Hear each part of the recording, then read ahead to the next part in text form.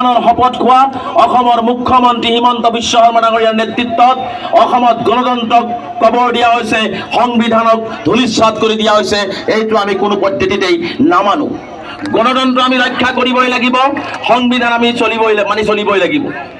আজি যিজন মুখ্যমন্ত্ৰীয়ে সংবিধানৰ শপত খায় সকলো জাতি জনগোষ্ঠীৰ সমন্বয়ন সমবিকাশ আৰু সমমৰ্যাদাৰে তেওঁ নেতৃত্ব প্ৰদান কৰিব বুলি কৈছিল, এই কথাটো আজি স্পষ্টভাৱে প্ৰমাণ হৈছে যে তেওঁ মিছাৰ আশ্ৰয় লৈছিল। আৰু যিজন মানুহে সংবিধানৰ শপত খাই মিছাৰ আশ্ৰয় ল'ব পাৰে, বিশ্বৰ বুকুত ইয়াতকৈ মিছলীয়া মুখ্যমন্ত্ৰী ৰাজনৈতিক নেতা বিশ্বৰ বুকুত নাই, বিশ্বৰ বুকুত নাই। মই এটা কথা স্পষ্ট কৰি দিব বিচাৰিছো, উজনিৰ পৰা নামনি, মধ্যৰ পৰা বৰাক উপত্যকালৈ এটা ভুল মেছেজ দিয়া হয় যে আমছুৱে উচ্ছেদৰ বিৰোধিতা কৰিছে। মই স্পষ্টকৈ কৈছো, আমছুৱে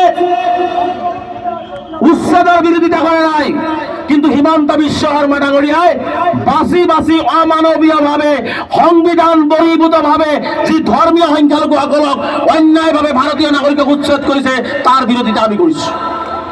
আমি 100 বাৰ কৰিম।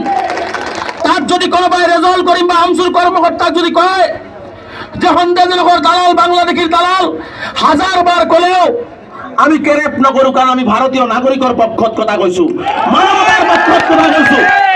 মই মানৱতাৰ পক্ষত কথা কৈছো। য'ত মুখ্যমন্ত্ৰী হিমন্ত বিশ্ব শৰ্মা ডাঙৰীয়াই হিটলাৰী শাসনৰ বিৰুদ্ধে কথা কৈছো, আমি কোনো বিদেশীৰ বিৰুদ্ধে কথা কোৱা নাই। বুকুত দম আছে, বুকুত দম আছে কাৰণে মই আজি বিলাসী পৰা ধুবুৰীত কৈ গৈছো।